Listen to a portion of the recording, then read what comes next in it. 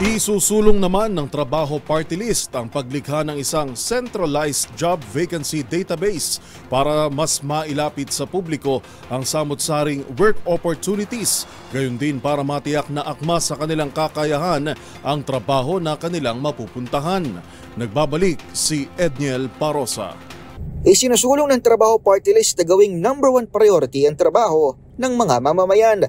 Bagamat tapos na kasi ang pandemya, ramdam pa rin ng taong bayan ang epekto nito sa ekonomiya, lalo na sa oportunidad na makapagtrabaho ng marangal, pati na rin sa pagpapababa ng kriminalidad.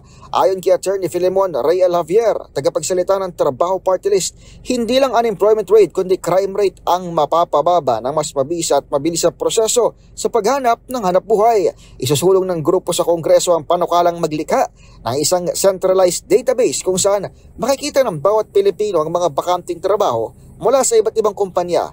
Dahil sa database na ito, paliwanag ni Attorney Javier, maisasaayos din ang isyong job matching at placement kung saan ang kakayahan ng manggagawa at pangangailangan ng employers ay mas madaling mapagtatagpo.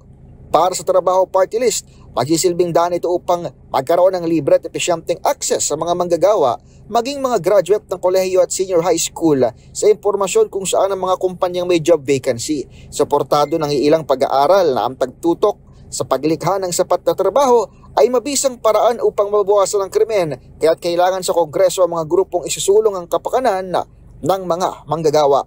Para sa MBC TV and Network News, ito si Edniel Parosa, una sa Pilipinas, una sa Pilipino.